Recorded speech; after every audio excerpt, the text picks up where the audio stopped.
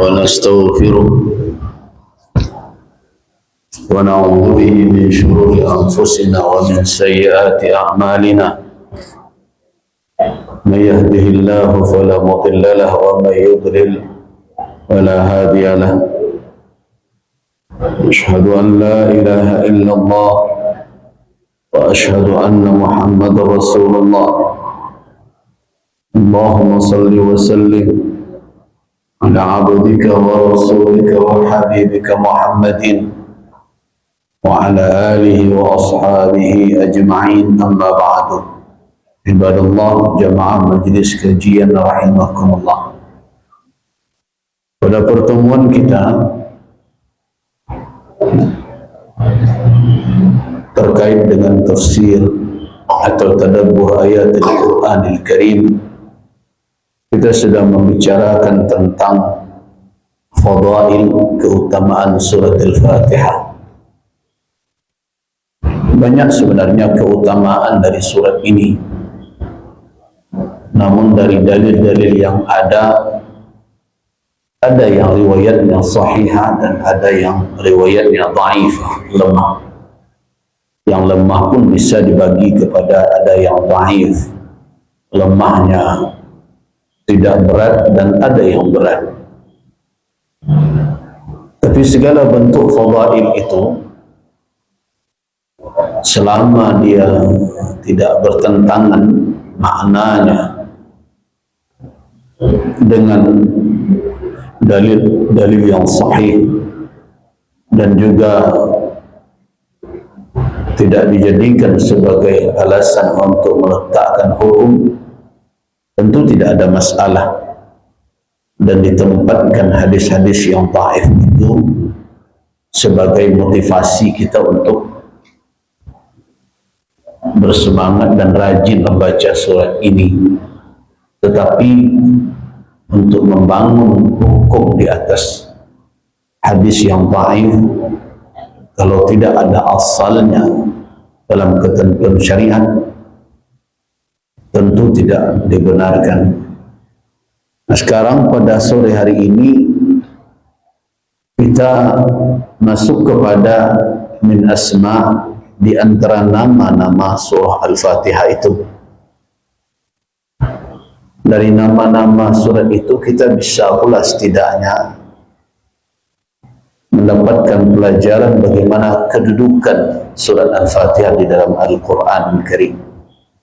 Yang kita tahu selama ini namanya ada Al-Fatihah, dan juga disebut Ummul Quran, Ibu Al-Quran Al-Karim, juga disebut dengan Ummul Kitab, dan juga ada disebut dengan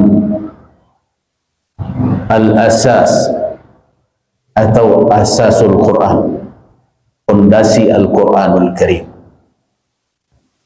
Ini terambil dari perkataan Ibnu Abbas radhiyallahu anhuma, sebagaimana yang dikatakan oleh Al-Imam Asy-Sya'bi rahimahullah.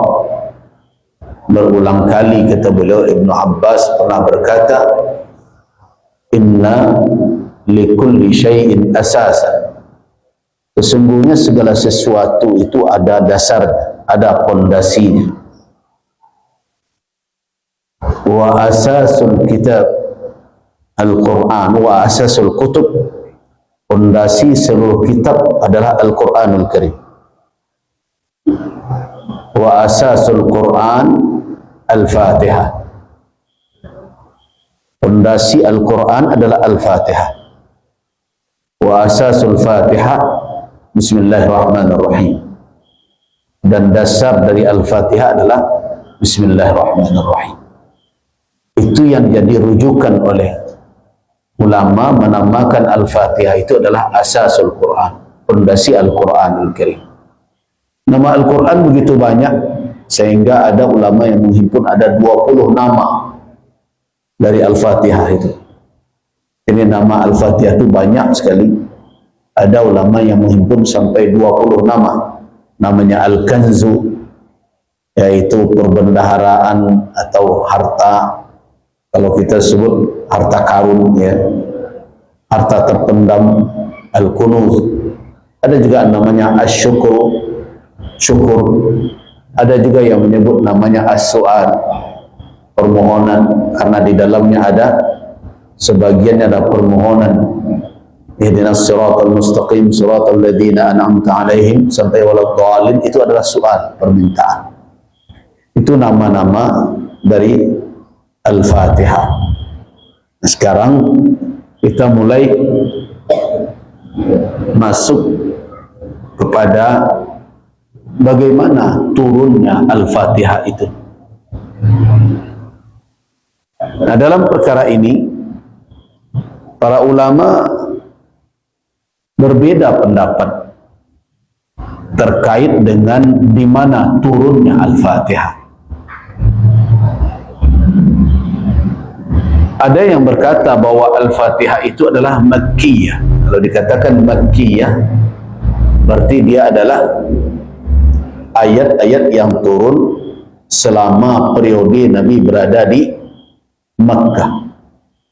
Ada yang berpendapat bahwa surah Al-Fatihah itu adalah Makkiyah. Jadi kalau dibagi Al-Quranul Karim, Al-Quran itu bisa terbagi dua kategorinya dari sisi turun. Ada yang turun di masa Nabi di Makkah, periode Makkah, walaupun turunnya di luar kota Makkah. Tapi selama Nabi belum hijrah, disebut dengan ayat-ayat Makkiyah, dari Makkah. Dan ada yang turun pada periode Nabi setelah berada di Madinah, setelah hijrah. Disebut dengan Madaniyah. Madaniyah. Walaupun turunnya di mana? Bisa jadi turunnya di Makkah, tapi turunnya setelah Nabi berada di Madinah. Apa contoh? Seperti Al-Yawma akmaltu lakum dinakum. Surah Al-Ma'idah ayat 3 itu yang merupakan, ada ulama berpendapat itulah akhir ayat yang turun kepada Nabi. Al-Yawma akmaltu lakum dinakum wa atmamtu alaikum ni'mati wa raditu lakumul Islam madinah. Yang kita lihat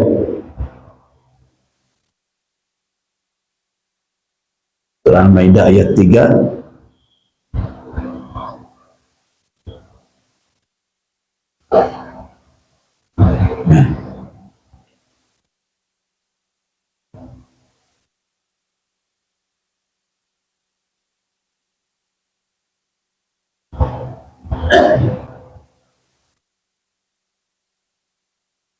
Nah, perhatikan ayat itu yang bagian akhir 3 baris itu. Al-yawma akmaltu lakum dinakum wa atmamtu alaikum ni'mati wa raditu lakumul Islam madinah. Faman ittara fi makhmasatin ghair mutajanifin li ismin fa inna Allah ghafurur rahim. Ini ayat ini orang Yahudi pernah berkata kepada Umar bin Al-Khattab radhiyallahu anhu, "Ya Umar, sesungguhnya ada satu ayat di dalam kitab suci kalian," kata orang Yahudi. "Kalau seandainya turun ayat itu kepada kami, pada Bani Israel, kepada orang Yahudi, latakhadna, tentu kami akan jadikan hari turunnya itu sebagai Aid, sebagai hari raya." Kata orang Yahudi kepada Umar bin Al-Khattab, ada satu ayat di dalam Al-Quran kalian, dalam kitab suci kalian, seandainya ayat itu turun kepada kami, kami jadikan hari turunnya sebagai Id, sebagai hari raya. Kata Umar bin Al-Khattab, saya tahu kapan turunnya dan di mana turunnya dan dalam keadaan bagaimana Rasul menerimanya. Kata Umar, saya tahu. Nah, kapan turunnya? Ayat itu turun ketika Nabi SAW sedang melaksanakan wukuf di Arafah. Sedang dalam melaksanakan wukuf di Arafah. Artinya, itu sudah Id juga. menjadi perayaan bagi kaum muslimin, bahkan di seluruh penjuru dunia orang hadir di situ ketika wukuf setiap tahun. Dan Nabi SAW sedang melaksanakan wukuf, saat itulah turunnya ayat tersebut. Nah, apa masalahnya kaitannya dengan pembicaraan kita tadi? Bahwa ayat Al-Quran ada Makkiyah, ada Madaniyah. Walaupun ayat tersebut turun di Arafah, Arafah itu dekatnya kemana? Ke Makkah atau ke Madinah? Dekatnya ke Makkah. Arafah itu dari Makkah cuma lebih kurang 20 kilo saja. Nah, dekat. Kalau ke Madinah 450-an kilo. Di ayat ini turun kapan? Periode Nabi setelah hijrah. Walaupun dia turun di Makkah, ayat ini disebut dengan ayat Madaniyah. Jadi kata Madaniyah dan Makkiyah itu istilah yang diberikan oleh ulama untuk membuat periodisasi turunnya ayat Al-Quran.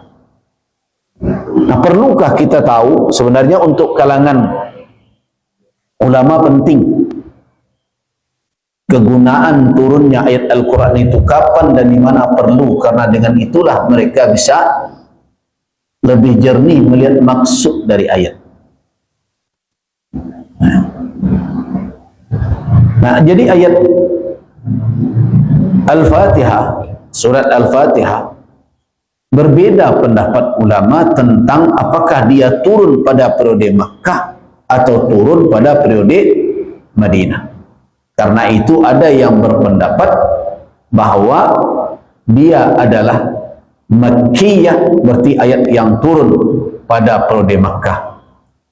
Siapa yang berpendapat seperti itu? Di antaranya adalah Abil Aliyah dan juga Ar-Rabi' bin Anas, dan ada yang meriwayatkan itu dari Umar, Ali bin Abi Thalib, Ibnu Mas'ud, Ibnu Abbas, dan ada dari sahabat lainnya. Itu pandangan sebahagian ulama kaum muslimin bersandar kepada riwayat atau berita dari para sahabat yang disebutkan tadi. Nah, tapi itu bukan pendapat mayoritas. Pendapat yang kedua, nah, ada yang berkata, maaf ya, itu pendapat mayoritas. Ada pendapat yang kedua, ini bukan pendapat mayoritas.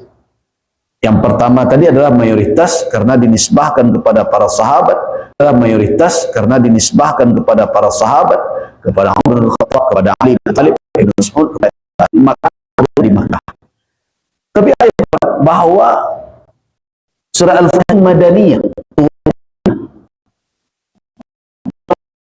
ulama tafsir itu lahir.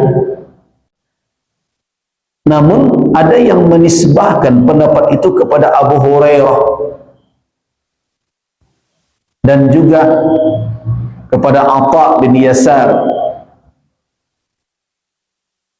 dan juga ada yang mengatakan bahwa ini pendapat Abu Amr Ad-Dani dan Ibnu Atiyah. Nah, sebagian orang melihat perbedaan yang seperti ini, menduga, nah, ini perbedaan yang sangat kuat. Sebenarnya tidak. Nah, kenapa demikian?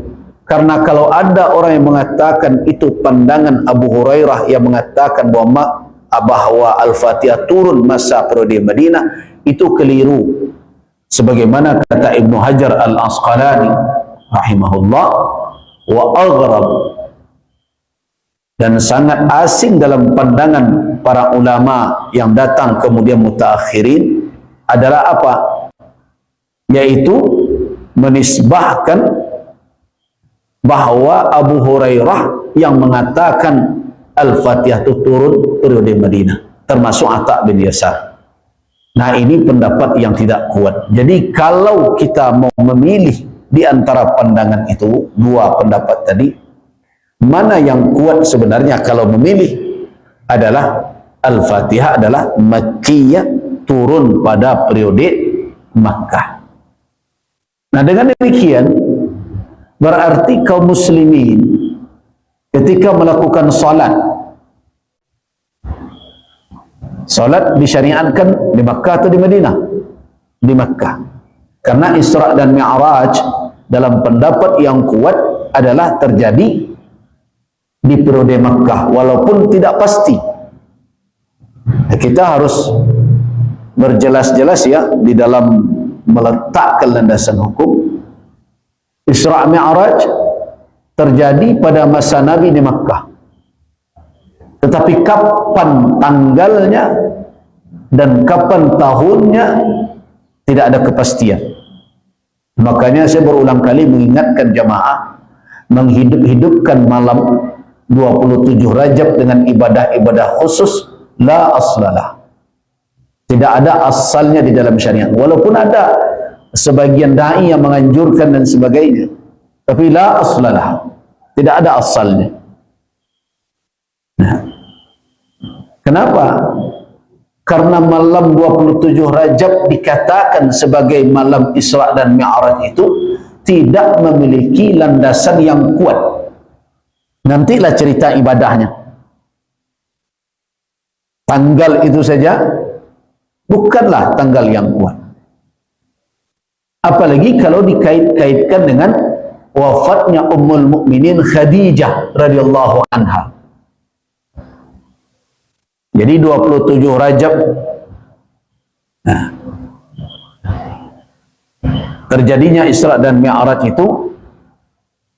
itu landasannya tidak kuat.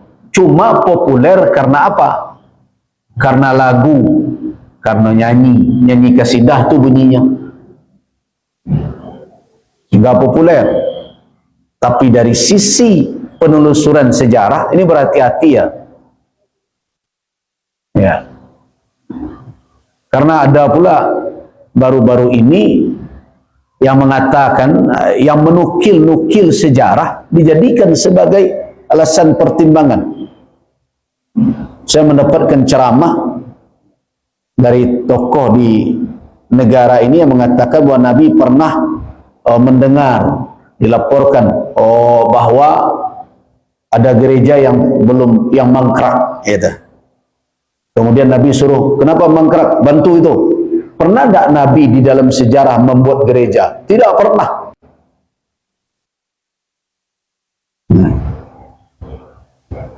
Yang saya sedihkan ada tokoh bahkan pejabat di negeri ini mengambil sesuatu cerita yang tidak memiliki dasar dan fakta sejarah. Tidak pernah Nabi menyuruh kaum muslimin berinfak untuk membangun gereja yang mangkrak itu. Gitu. Nah, inilah yang akhirnya kita tahu mengapa ada orang yang berfikiran toleransinya itu kebablasan. Rupanya inilah maklumat-maklumat yang tidak benar yang sampai dan masuk di dalam apa? Perbendaharaan keilmuan. Jadi bahayanya. Jadi sekali lagi saya katakan tidak pernah. Jadi berhati-hati mendengarkan cerita tentang sirah nabawiyah. Nabi tidak pernah. Nabi cuma membuat aturan bahwa di dalam peperangan tidak boleh meruntuhkan rumah ibadah yang telah dibangun. Walaupun itu rumah ibadah agama lain. Nah, tidak boleh meruntuhkan gereja, tidak boleh meruntuhkan tempat peribadatan para pendeta dan berbagai macam.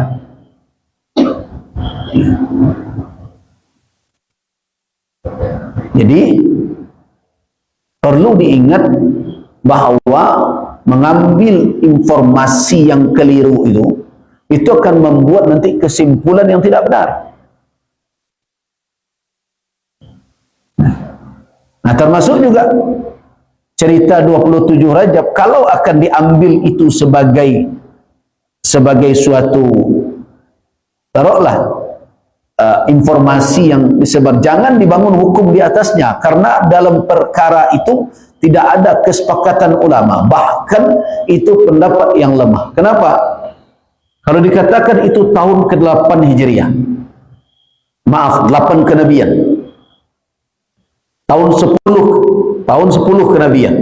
Kalau dikatakan itu 10 kenabian, wafatnya Ummul Mukminin Khadijah, dalam pendapat yang kuat Ummul Mukminin Khadijah wafat di bulan Ramadan. Di bulan Ramadan. Nah, kemudian bertebaran cerita di mimbar-mimbar bahwa Isra Mi'raj hiburan kepada Nabi, karena beliau berduka kehilangan istri dan sebelumnya kehilangan paman beliau Abu Talib yang selama ini membela beliau. Kemudian kehilangan istri tercinta beliau Khadijah Ummul Mukminin. Dengan alasan karena untuk menghibur Rasulullah maka diadakan perjalanan. Tapi terjadinya tahun 10 kenabian. Nah, kalau dikaitkan dengan cerita wafat Khadijah, jelas itu cerita tidak benar.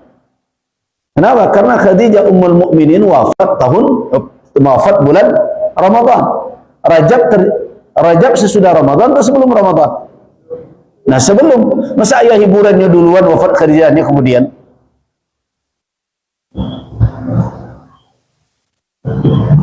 Jadi kalau toh iya itu satu pendapat. Nah, kemudian kalau keutamaannya dikait-kaitkan malam itu dengan Isra dan Mi'raj, berarti kita membangun suatu dasar amalan atas sesuatu yang tidak jelas. Nah, karena itu sudah diingatkan oleh para ulama bahwa banyak dalil-dalil yang tidak sahih, bahkan dalam kategori palsu, yang dinukilkan terkait dengan malam 27 Rajab, termasuk juga nisfu Sya'ban.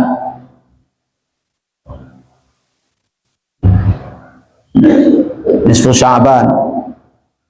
Kemudian ada salat-salat yang diriwayatkan, salawat-salawat yang diriwayatkan dibaca sekian kali. Itu tidak ada dasarnya dari Nabi SAW. Jadi mengkaji sejarah dengan benar itu menambah wawasan kita tentang bagaimana beragama. Nah, karena itu jangan sembarangan saja, walaupun ada orang dengan gelar tertentu, pangkat tertentu menyampaikan, tetaplah mendengarnya dengan nalar yang kritis.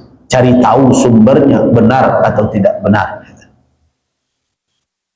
Nah, makanya saya ingin kita belajar itu betul-betul memiliki dasar yang kuat. Nah, kembali kita kepada Al-Fatihah tadi. Bila demikian adanya, berarti kalau ada yang mengatakan bahwa kaum muslimin semenjak disyariatkan salat tidak dengan Al-Fatihah, pernyataan seperti itu perlu dipertanyakan juga. Kenapa? Karena Al-Fatihah telah turun di Makkah. Dan ketika syariat mewajibkan untuk melakukan salat, berarti Al-Fatihah telah ada. Karena itu tidak bisa dilemahkan dalil yang mengatakan man lam yaqra bi Fatihatil kitab fala salatalah. Orang yang tidak membaca Al-Fatihah maka tidak ada salat baginya. Ini tidak bisa dilemahkan dengan alasan ini turunnya kan kemudian. Tidak benar. Pendapat yang kuat dari turunnya Al-Quran tersebut adalah Al-Fatihah tersebut adalah di Makkah. Berarti dia ayat Makkiyah. Walaupun ada sebagian ulama yang mengatakan kedua pendapat itu bisa diterima dengan alasan apa? Bisa jadi turunnya berulang kali, yatakarrar. Nah, jadi dia turun di Makkah dan turun juga di Madinah. Nah, tetapi kalau kita mau untuk meletakkan proses waktu turun, maka pendapat yang kuat adalah Al-Fatihah adalah Makkiyah, adalah ayat-ayat Al-Quran yang turun di Makkah. Nah, setelah kita bicara tentang kapan turun, mari kita mulai melihat Al-Fatihah. Yang pertama sekali apabila kita melihat mushaf dan kita juga mendengarkan dari para da'i kita, yang dibicarakan tentang Al-Fatihah itu adalah basmalah. Nah, pembicaraan tentang bismillah ini panjang ini. Sebelum kita masuk kepada maknanya dan petunjuk yang didapat dari Bismillahirrahmanirrahim, ada yang perlu kita dudukkan dahulu. Yang pertama, apakah Bismillah itu bahagian dari Al-Fatihah atau tidak? Itu yang pertama. Yang sanad. Nah, apakah basmalah atau Bismillahirrahmanirrahim bahagian dari Al-Fatihah atau bukan?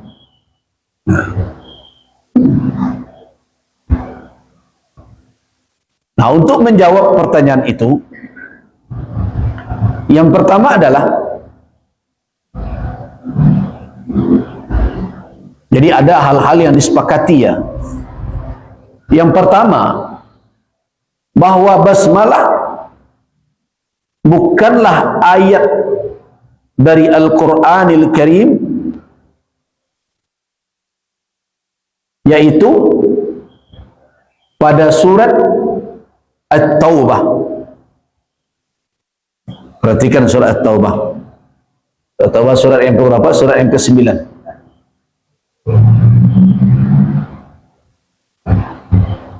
Nah, sepakat itu.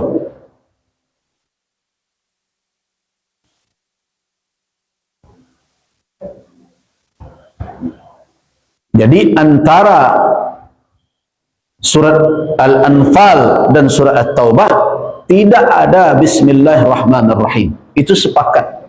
Karena itu lihat saja mushaf akan bertemu awal surat At-Taubah itu tidak ada Bismillahirrahmanirrahim.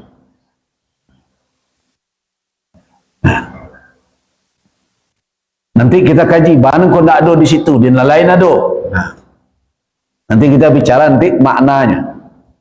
Tapi dari sisi penulisan mushaf, sepakat ulama bahwa Al-Fatihah bukan ayat dari kitabullah di awal surat At-Taubah.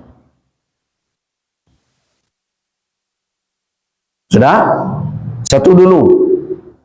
Yang kedua, sepakat ulama bahwa Al-Fatihah Bismillahirrahmanirrahim itu, basmalah itu merupakan ayat dari kitabullah, dari Al-Quranul Karim dalam surat An-Namal. Surat An-Namal. Perhatikan.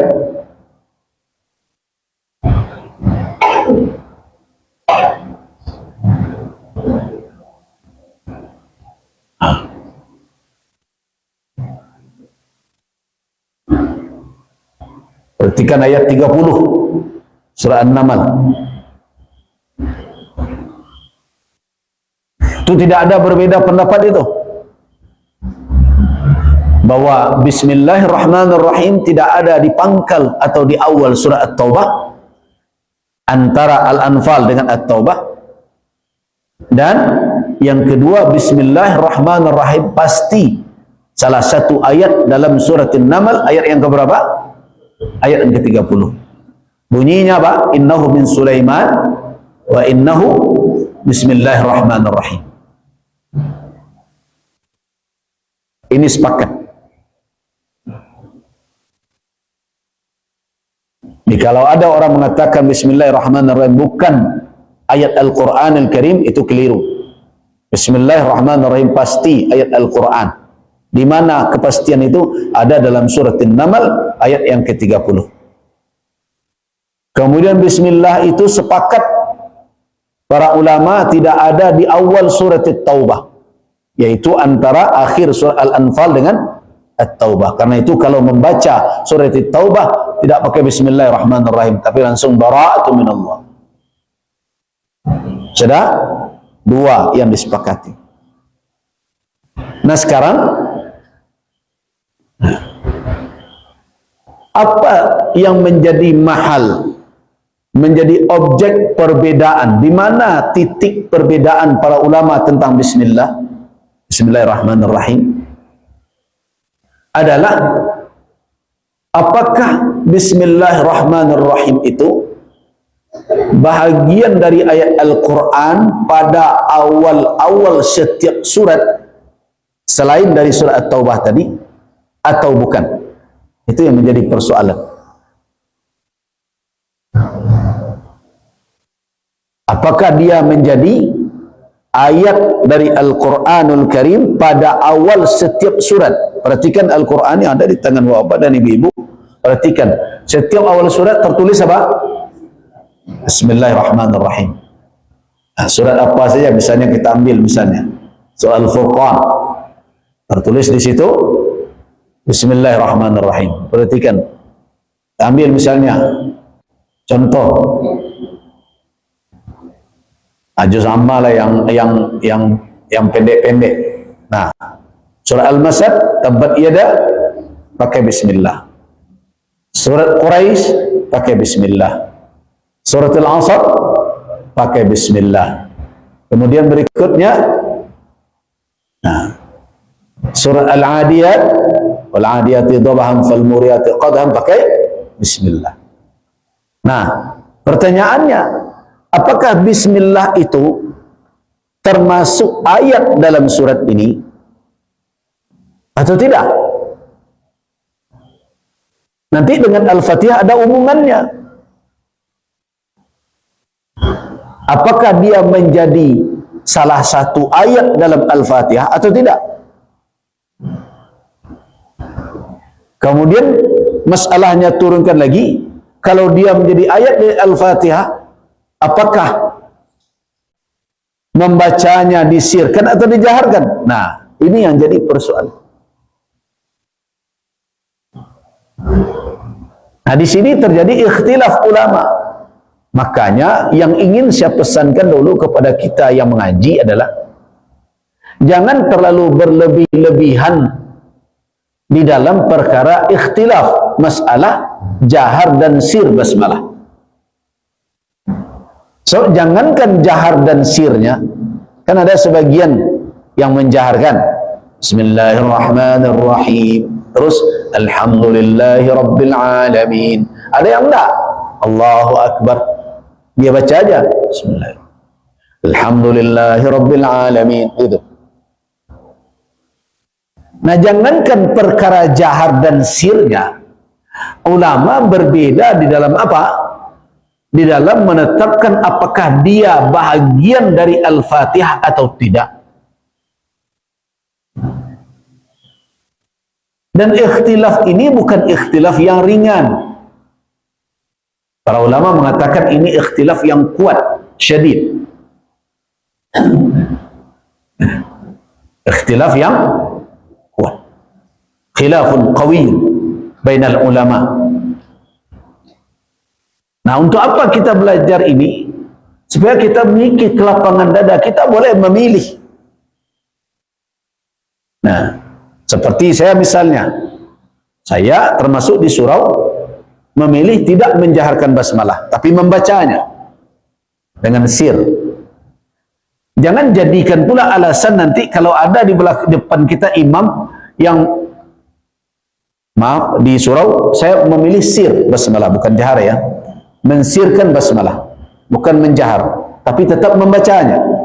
Nah, tetapi jangan nanti jadi alasan pula ketika kita sholat di belakang imam yang menjaharkan basmalah itu tidak jadi lo berjamaah. Nah, itu yang berlebih-lebihan.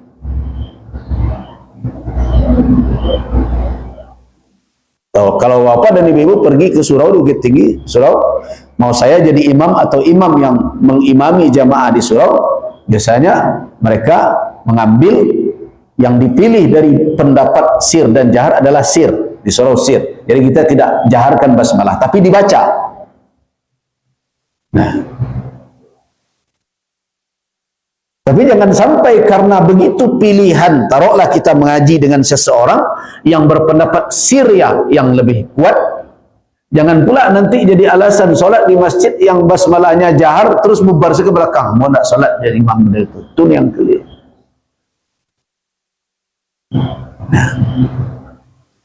Nah, untuk inilah kita belajar sedikit punya gambaran bahwa dalam perkara tertentu ulama tidak sependapat, dan dalam hal itu kita boleh memilih ulama yang kita tenang batin kita mengambil pendapatnya.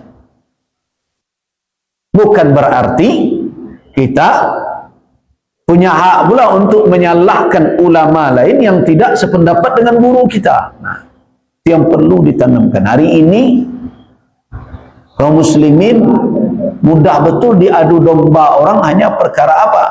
Perkara furu', perkara cabang dalam masalah-masalah fikih.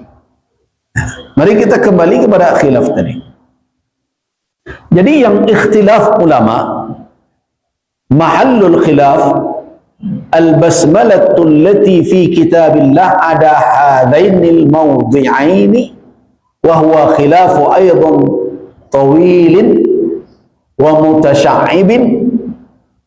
Jadi yang menjadi area khilaf, menjadi ranah perbedaan pendapat di kalangan ulama tentang basmalah yang ada di dalam kitabullah, ada dalam kitabullah, tetapi bukan di dua tempat tadi. Kalau di pangkal surat At-Taubah tidak ada khilaf, sepakat tidak ada.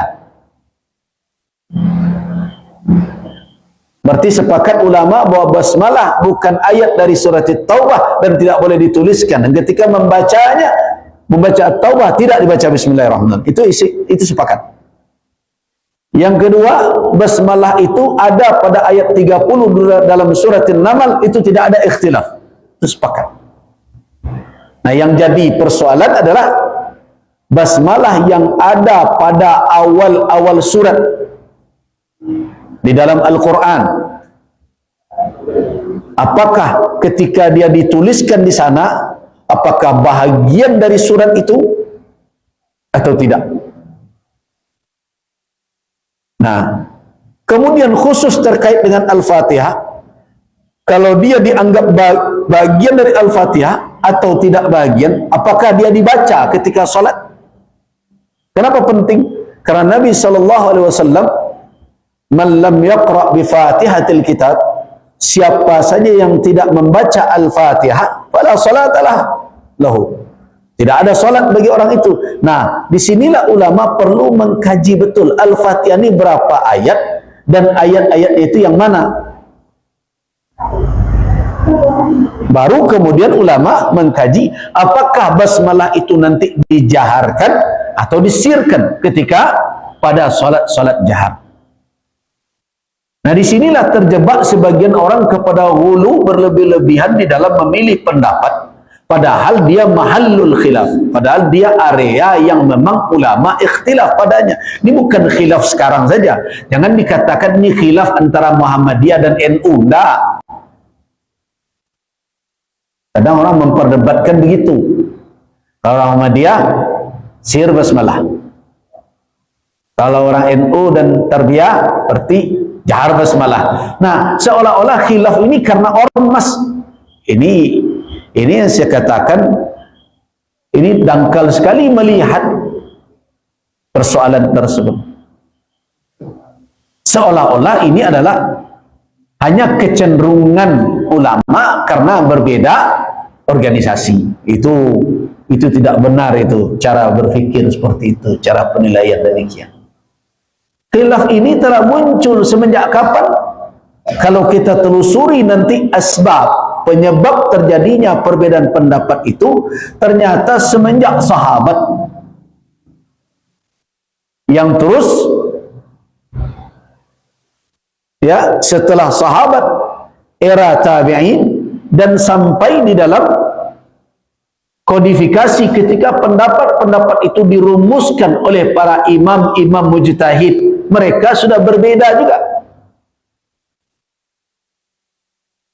Termasuklah imam berempat yang masyhur, di kalangan Ahlus Sunnah wal Jamaah, mulai dari Imam Abu Hanifah, Imam Malik Ibn Anas, Imam Muhammad bin Idris Asy-Syafi'i, dan Imam Ahmad Ibn Hanbal. Mereka sudah ikhtilaf. Nah, kalau ikhtilafnya semenjak zaman itu, semenjak abad kedua, bahkan abad awal di masa sahabat, terus sekarang terjadi perbedaan seperti itu, bagaimana kita mesti menyikapinya? Maukan bermusuh-musuhan sampai tidak mau jadi imam di belakang karena pendapat kita jahar, kemudian imam di mukanya sir, mau tak solat belakangnya dah karena sir, tak semadhab jambo, atau imam di muka jahar sedangkan awak sir, apakah tak namu awak menjadi makmum karena berbeda? Nah, itu yang saya katakan ghulu, berlebih-lebihan di dalam menyikapi perbedaan pendapat.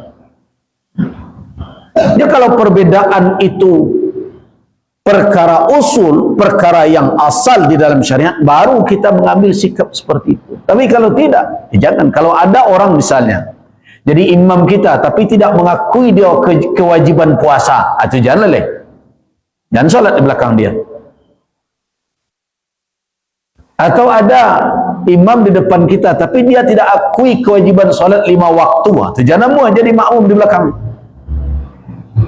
Tapi kalau perkara ikhtilaf seperti ini, ikhtilafun qadimun wa qawiyyun, pendapat yang sudah lama perbedaannya dan kuat alasan berbedanya, nah bagi kita umat, apalagi yang awam, pilihlah mana setelah kita dengar, mana ya itma'anna, yang tenang batin kita mengamalnya, sudah.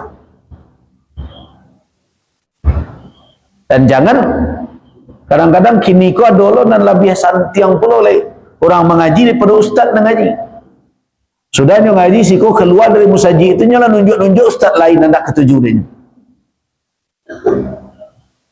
Nah, guru inyo senan ustaz. Kalau guru lain hendak ustaz abal-abal, begitu kah? Termasuk juga kalau sudah bicara tentang ustaz sunnah dan tempatnya mengaji saja. Seolah ustaz nanda ngaji tempenya tidak ngerti sunnah. Perbedaannya tak lebih hanya perkara furu'. Itu yang perlu kita garis bawahi dahulu. Nah, dari perbedaan pendapat tersebut, mari kita lihat pendapat yang pertama.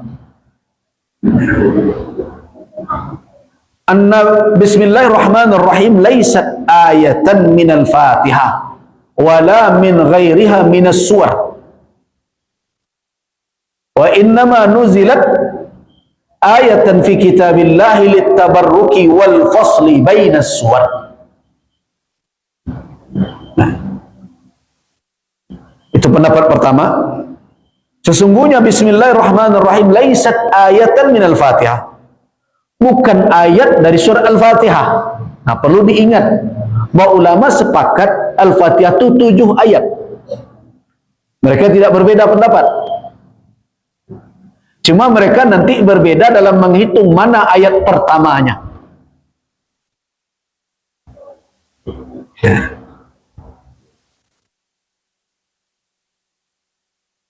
Kalau Quran, Al-Quran cetakan Madinah, berarti kan dia menghitung bismillahirrahmanirrahim ayat pertama.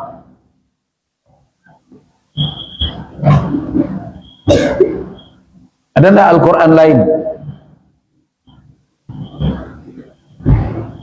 yang tidak memasukkan bismillahirrahmanirrahim sebagai ayat pertama tapi ditulis?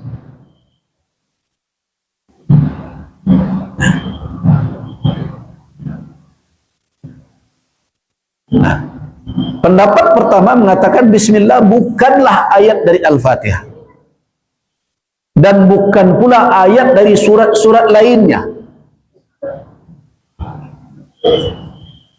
Nah, bukan pula ayat dari surat-surat lain. Terus apakah dia ayat yang diturunkan? Iya, tetapi diturunkan oleh Allah Subhanahu wa taala di samping dalam surat An-Naml, adalah ayat untuk tabarrukan, untuk mendapatkan keberkahan.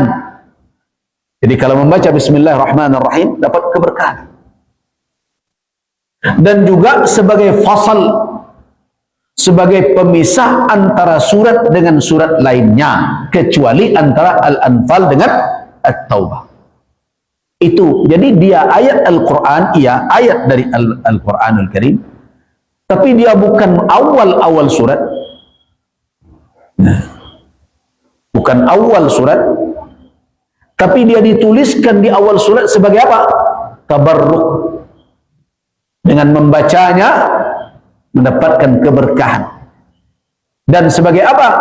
Juga sebagai fasal, sebagai pemisah antara surat dengan surat lainnya, kecuali antara Al-Anfal dengan At-Taubah.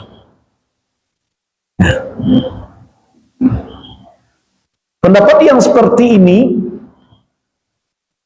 kalau kita lihat beberapa kitab seperti kitab Syarah Muntahal Iradat misalnya, juga kitab Al-Fawaqih Ad-Dawani dan kitab Tabyinul Haqa'iq, mereka mengatakan ini pendapat jumhurul ulama. Jadi mayoritas ulama berpandangan seperti itu, bahwa bismillah bukanlah awal dari setiap surat, dia hanya pemisah.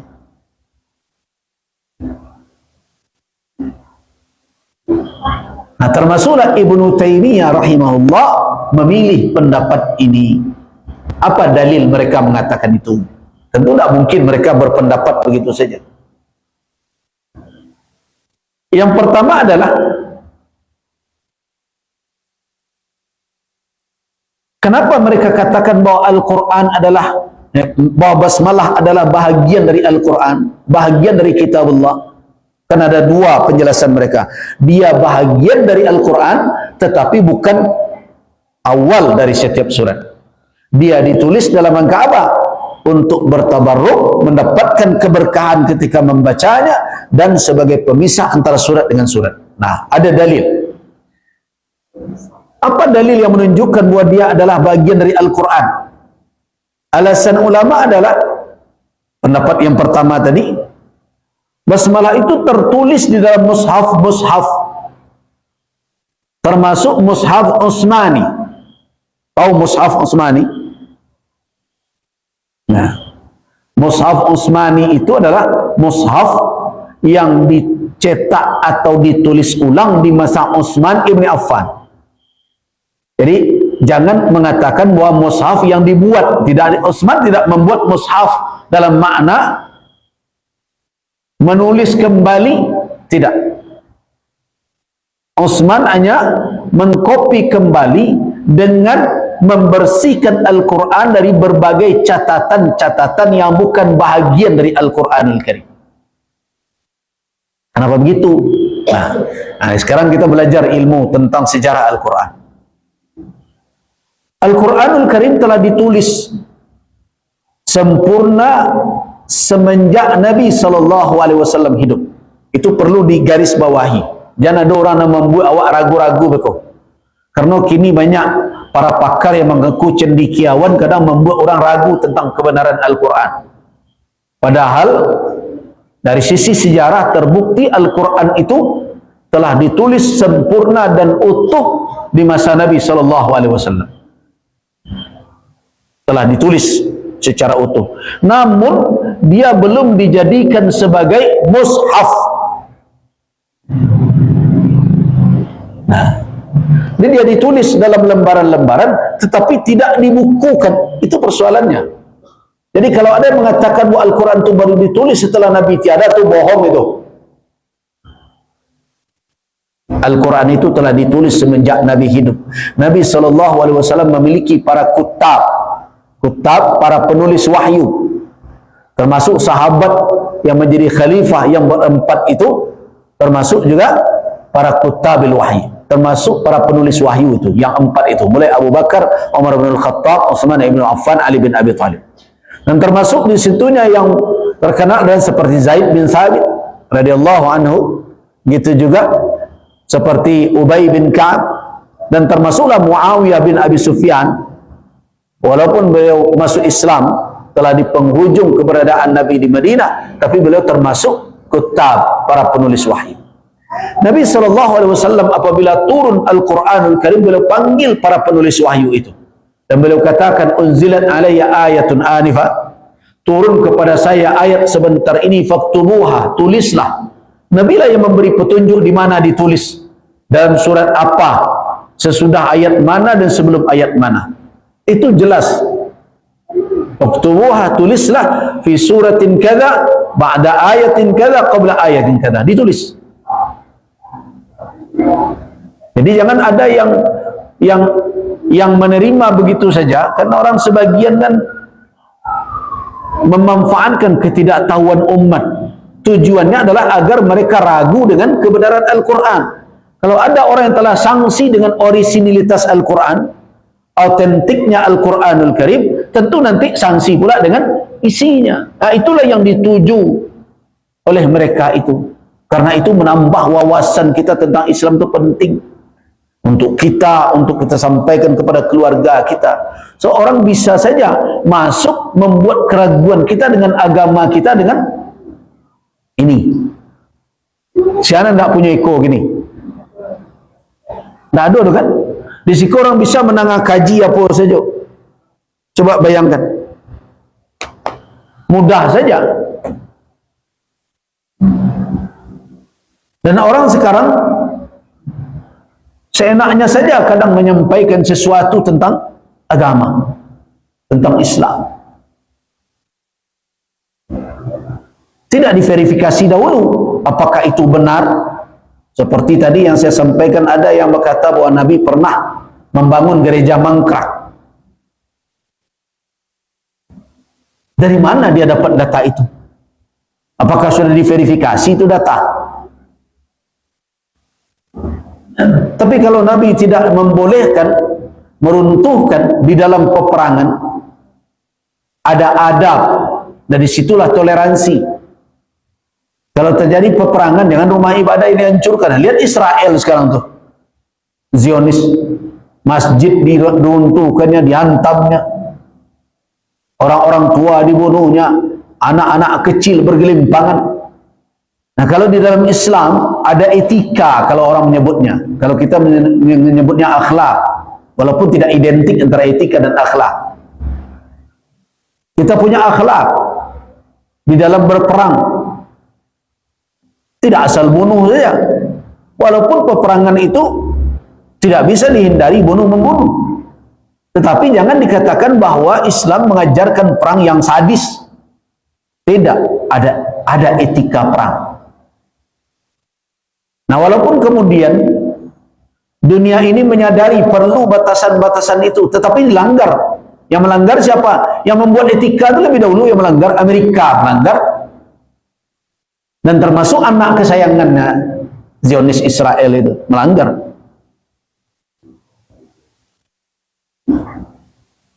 Nah, itu makanya keberadaan Indonesia bersama dengan Amerika itu menjadi tanda tanya besar. Apakah itu strategi nanti bisa makan tuan, kampancing dilerenikan, atau betul-betul punya kekuatan? Tapi saya termasuk yang sanksi.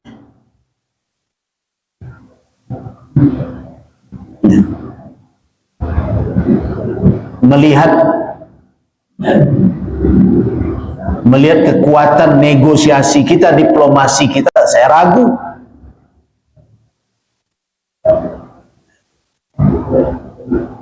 Jadi berhati-hati dengan cerita-cerita yang berkembang.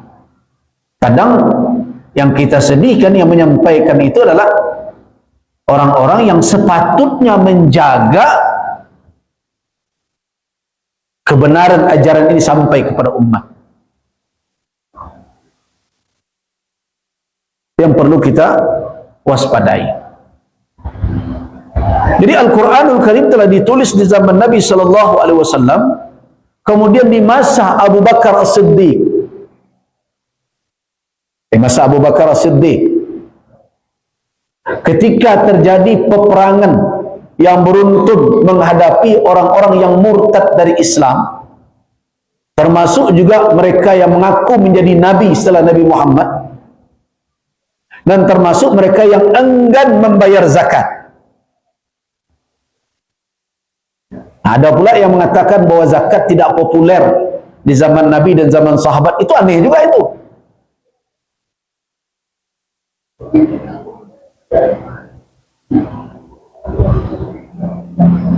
Bagaimana tidak populer? Berulang kali Nabi SAW menyampaikan tentang zakat, bahkan beliau berikan bayan petunjuk tentang nisabnya, tentang haulnya. Bahkan Al-Quranul Karim berulang kali menyuruh untuk menunaikan zakat. Masa tidak populer zaman Nabi dan zaman sahabat? Kemudian ada pula yang berpandangan bahawa Abu Bakar memerangi orang yang enggan membayar zakat itu maksudnya adalah memerangi orang yang tidak mau berzakat kepada negara, kepada khalifah. Itu kan opini namanya. Kalau kita telusuri cerita itu secara mendetail, bukan hanya enggan membayarkan kepada amilin, kepada amil yang ditunjuk oleh khalifah, tetapi juga mereka tidak mengakui kewajiban zakat itu. Karena itu makanya Umar bin Al-Khattab ketika tidak sependapat awalnya dengan Abu Bakar ketika memerangi orang yang enggan membayar zakat itu, apa kata Abu Bakar? Saya akan memerangi orang yang memisahkan antara salat dengan. Itu pertanda bahwa mereka bukan enggan menyerahkan kepada penguasa saja, kepada khalifah, tapi memang tidak mengakui kewajibannya, tidak mau membayar lagi dengan alasan Nabi telah tiada. Mereka menganggap bahwa zakat itu adalah kewajiban yang mereka serahkan kepada Rasul. Nah, jadi hati-hati ya. Saya sebenarnya cemas ketika orang berbicara tentang data seperti itu, tetapi datanya tidak benar. Nanti kesimpulannya jadi keliru. Nah, kalau maksudnya ingin menggerakkan potensi umat lainnya seperti wakaf, sedekah tatawwu, ya silakan saja, tapi jangan zakat yang dikebelakangkan. Zakat itu kewajiban. Bahkan ada yang datang kepada Nabi, hal alayya, adakah setelah untuk kewajiban saya selain itu? Kata Nabi, la illa an tatawwa'a, tidak kecuali kalau engkau ingin menambah amalan yang sunnah. Jadi jelas-jelas begitu. Nah, tetapi apakah perlu kita meningkatkan misalnya infak ditingkatkan? Ya, perlu. Wakaf, ya. Tapi bukan berarti merendahkan posisi zakat. Karena zakat itu adalah kewajiban. Kemudian sampai pula kepada cerita membangun gereja dengan sedekah. Apa benar?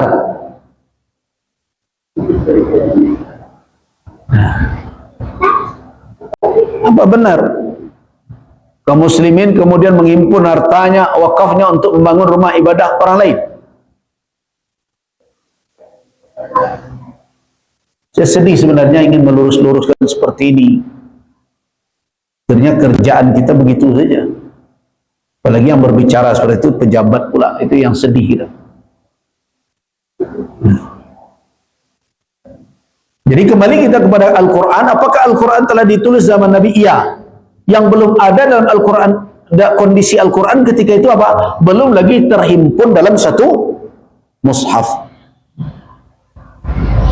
satu buku. Itu yang belum. Jadi berserakanlah catatan itu di tangan para sahabat penulis wahyu, untuk mereka jadikan sebagai apa? Koleksi pribadi mereka. Nah, mengapa kemudian mereka tidak memperbanyaknya? Karena para sahabat tidak mengandalkan tulisan di dalam menguasai Al-Quranul Karim. Itu makanya. Kenapa? Karena mereka mengandalkan apa? hafalan.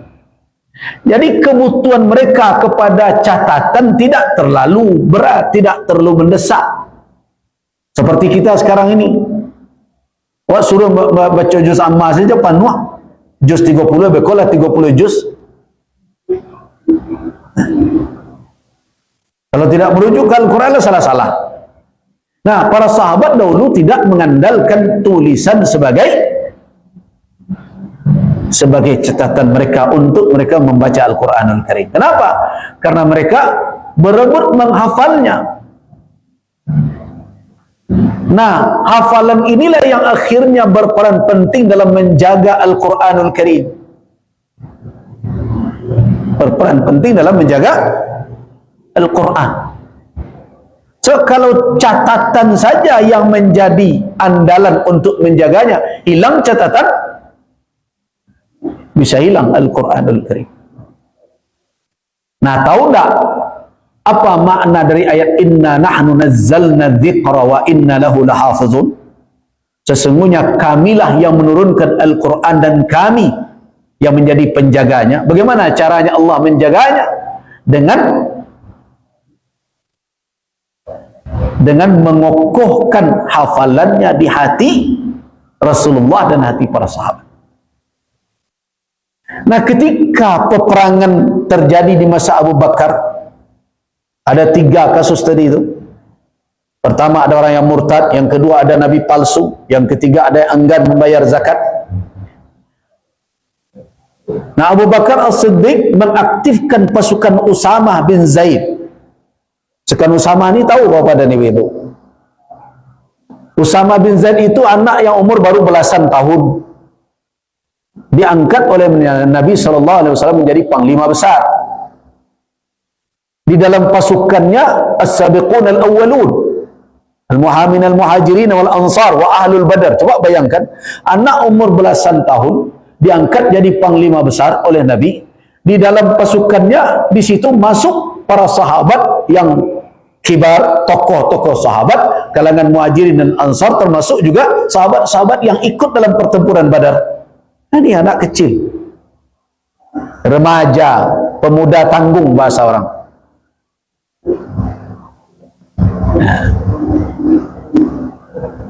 Nah, cuma hati-hati, cerita ini bisa dipelintir orang. Akan tak bah sebenarnya nak mudo mah. Tak bah, mudo tu tak masalah, nyo matah nan jan. Umur tangguang, perangai mentah pula, itu nu babayo. Itu dikatakan imaratus sibyan namanya, kepemimpinan orang yang kekanak-kanakan. Nah, al-sibyan itu perangai dan perilaku. Ada orang yang memimpin lah umur, tapi perangai bentuk kanak-kanak, dapat mainan. Awak disuruh berselindung oleh Nabi dari imaratus sibyan, kepemimpinan orang yang tidak matang. Itulah bahasa awaknya. Nah, tapi ini Usamah bin Zaid. Tapi pasukan ini tidak jadi bergerak. Kenapa? Karena Rasulullah jatuh sakit dan akhirnya wafat sakit itu. Nah, pasukan ini tidak jadi, tidak tahu, belum. Tetapi ketika terjadi perang untuk menghadapi orang-orang yang murtad, orang yang enggan membayar zakat, nabi palsu, Abu Bakar As-Siddiq mengaktifkan kembali pasukan ini. Nah, ada yang menyangsikan, ya Abu Bakar, engkau teruskankah Usamah bin Zaid yang berumur sekian, sedangkan di dalam kepemimpinannya pasukannya ada tokoh-tokoh. Apa kata Abu Bakar As-Siddiq? Lan aqla'a rajulan, saya tidak akan menanggalkan jabatan dari seseorang, wallahu Rasulullah sallallahu alaihi wasallam, yang diberikan tauliyah, yang diangkat oleh Rasulullah sallallahu alaihi wasallam, tidak akan berani saya menurunkannya.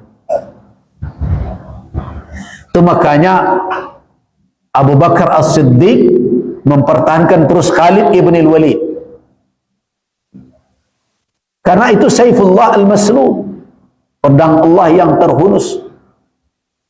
Nah, berbeda pendapat nanti dengan Umar bin Al-Khattab. Nah, biasa di kalangan sahabat terjadi musyawarah seperti itu. Nah, ketika peperangan terjadi, banyaklah berguguran hufazul Quran, para penghafal Al-Quran Al-Karim. Nah, disinilah tersentak. Ada yang mengatakan ini Umar bin Al-Khattab dan juga Ali bin Abi Thalib. Kalau para hufaz, penghafal Al-Quran yang berguguran di dalam perang, syahid, mereka menjadi syahid dalam pertempuran-pertempuran itu, nanti akan kehilangan kita sekian banyak penghafal Al-Quran. Akibatnya apa? Al-Quran bisa hilang nanti jadinya. Nah, datanglah Umar bin Al-Khattab kepada Abu Bakar As-Siddiq untuk menghimpun Al-Quranul Karim. Khawatir nanti hilang, para penghafalnya telah gugur sebagai syuhada. Makanya Abu Bakar, saat yang kau himpun Al-Quranul Karim, tapi Abu Bakar tidak berani awalnya. Kenapa? Bagaimana? Apa kata Abu Bakar? Innama ana muttabi'un lastu bimubtadi'in. Begitu. Innama ana muttabi'un. Saya ini hanya mengikut jejak Rasul. Lastu bimubtadi'in. Saya bukan mubtadi', bukan tukang buat bid'ah, kata Abu Bakar. Abu Bakar menganggap kalau saya lakukan ini, saya himpun Al-Quran, berarti saya menghimpun sesuatu yang tidak dilakukan oleh Rasul semasa hidup beliau. Tidak berani saya. Innama ana muttabi'un. Saya ini muttabi'. Ittiba' maknanya hanya mengikut. Lastu bimubtadi'in. Saya bukan tukang buat bid'ah. Di awalnya Abu Bakar tidak mau.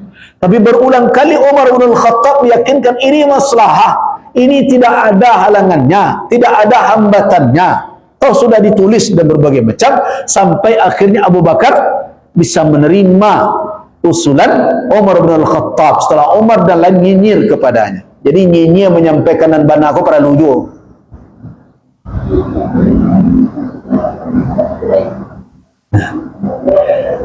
Nah, tetapi siapa yang akan diamanahkan? Nah, tokoh penghafal Al-Quran dan juru tulis Al-Quran itu adalah Zaid bin Thabit radhiyallahu anhu. Datanglah Abu Bakar kepada Zaid, menunjuk dia menjadi tim, pimpinan tim, dia cari kawan-kawan yang akan menuliskan Al-Quranul Karim. Zaid pun seperti Abu Bakar pada mulanya. Saya tidak berani. Bagaimana saya akan membuat sesuatu yang tidak dibuat oleh Rasul sallallahu alaihi wasallam. Begitu hati-hati dalam beragama. Kini rajin setiok dan di-share orang di WA berkerajuan. Kalau bertebaran lo kini ko, doa hari yang kesekian, doa hari yang kesekian. Ya silakanlah berdoa. Tapi mengkhususkan doa untuk hari ko itu, apa alasannya? Sampai ada orang mengecat, iko diajar dari Nabi, Nabi nan mamajan.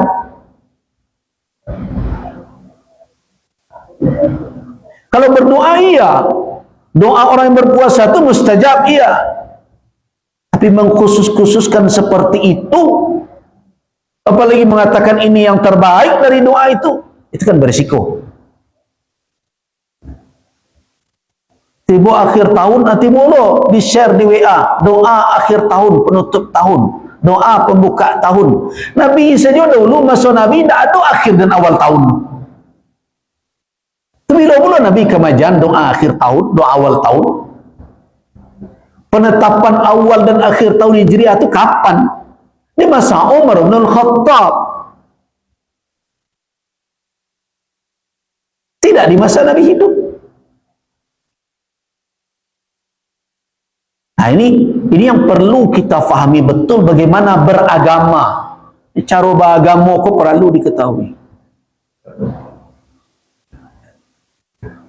Jadi tidak mau Zaid awalnya, tapi kemudian setelah diyakinkan akhirnya dia mau.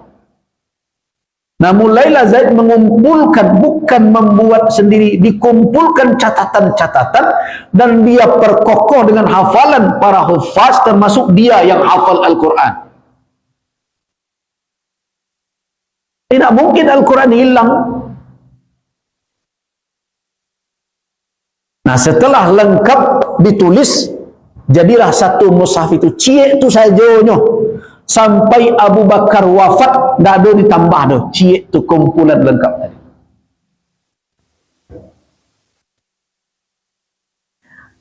Ketika Abu Bakar wafat, kemudian siapa yang jadi khalifah? Umar bin Al-Khattab.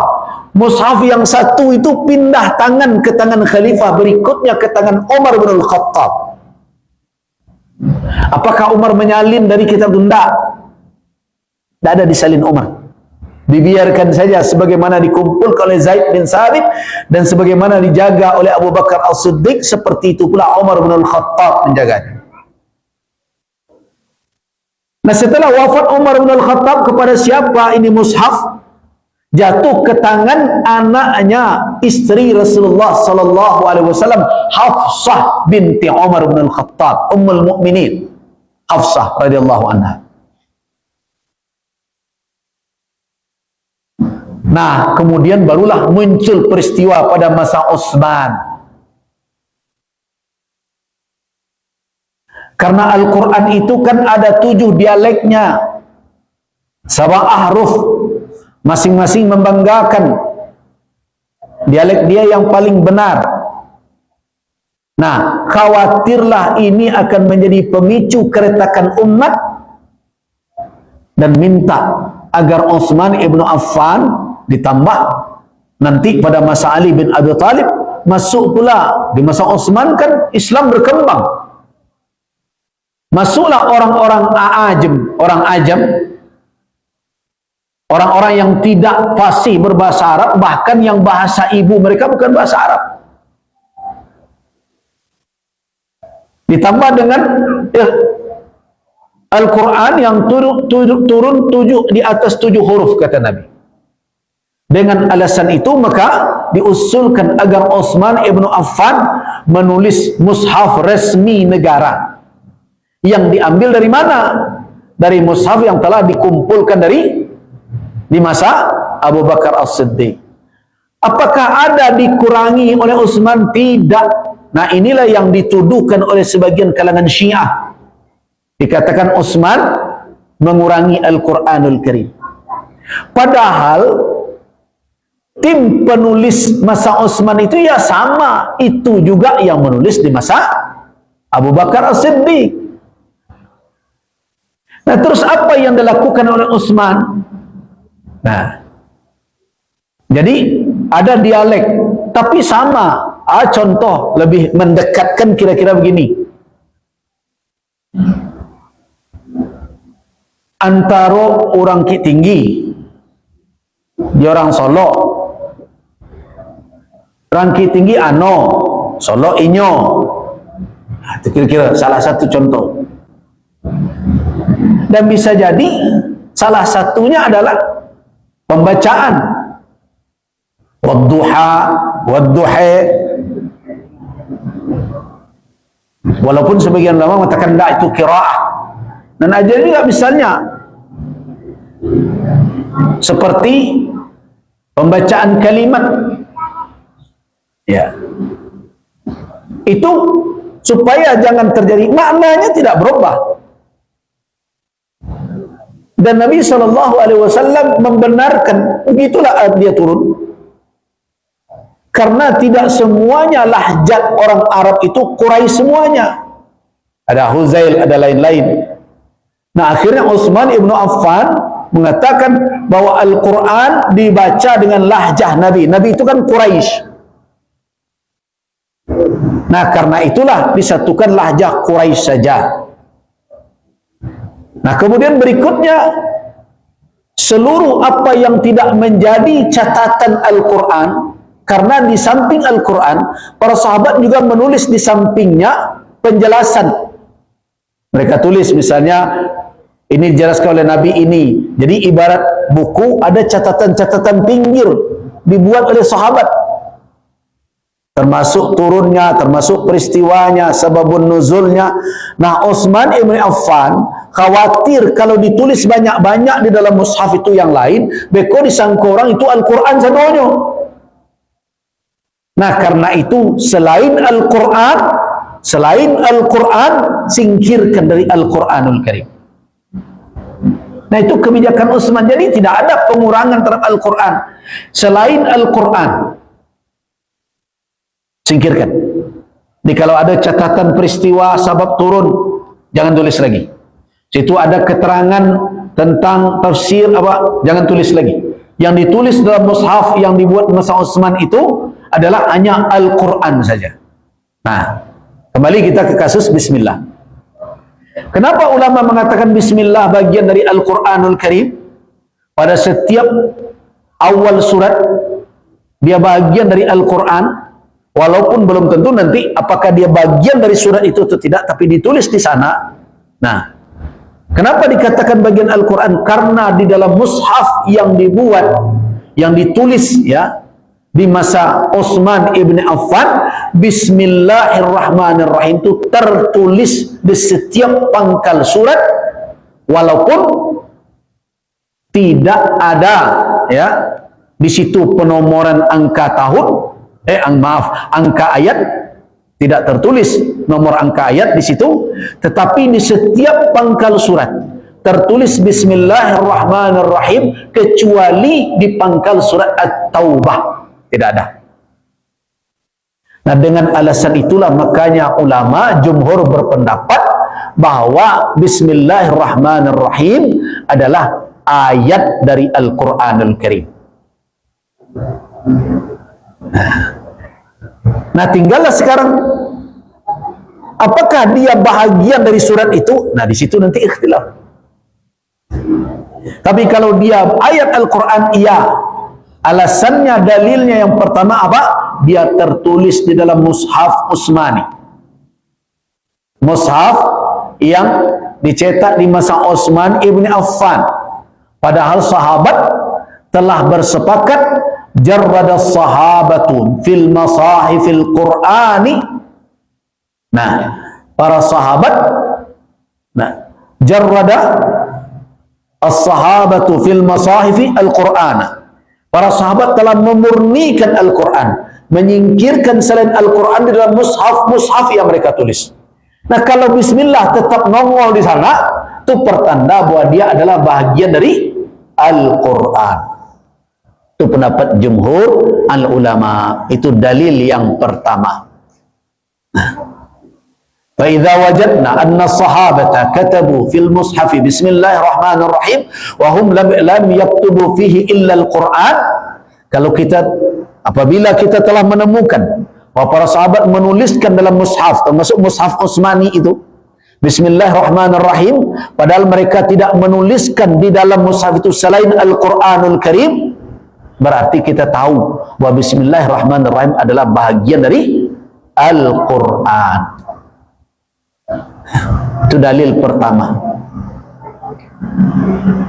Nah, kenapa jumhur ulama mengatakan bahwa dia bukan masuk Al-Fatihah walaupun dia tertulis di pangkal Al-Fatihah? Kenapa? Nah, itu pertanyaan yang kedua. Ayat Al-Quran, kenapa dia tertulis di pangkal itu? Yang pertama, karena mendapatkan barakah membacanya, tabarruk. Yang kedua, fasl, untuk memisah antara surat dengan surat. Itu fungsinya. Tapi dia bukanlah bahagian dari surat tersebut. Jadi tidak ayat satunya doh.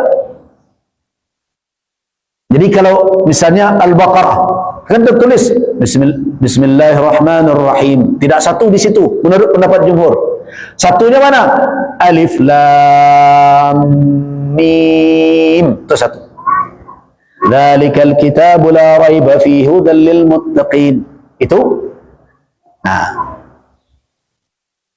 Nah, itu pendapat jumhur al-ulama. Perhatikan ini. Bismillahirrahmanirrahim tidak dibuat satu.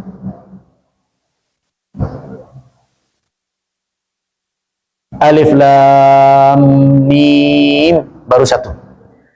Dzalikal kitab sampai lil muttaqin dua. Nah, jumhur ulama berpendapat pada Al-Fatihah mestinya begitu juga. Tapi di sini dalam mushaf ini tertulis satu. Nah, ini pendapat yang berikutnya nanti. Jadi awak sampai cerita banang kok sebagian menjahar, banang kok sebagian mensir. Itu panjang lo kaji awak ke situ lihat. Dan kini adalah tu harilah zaman 6 awak bawa betul. Kita cukupkan dahulu Ingat-ingat ya akan jiwa berikutnya, kenapa ulama jumhur tidak memasukkan bismillah menjadi bahagian dari Al-Fatihah. Sampai di situ. Insyaallah dalam pertemuan berikutnya kita jawab. Kita cukupkan dulu sampai di sini. Waffaqanallahu wa iyyakum bima yuhibbu wa yarda. Wabillahi taufiq wal hidayah. Assalamualaikum warahmatullahi wabarakatuh.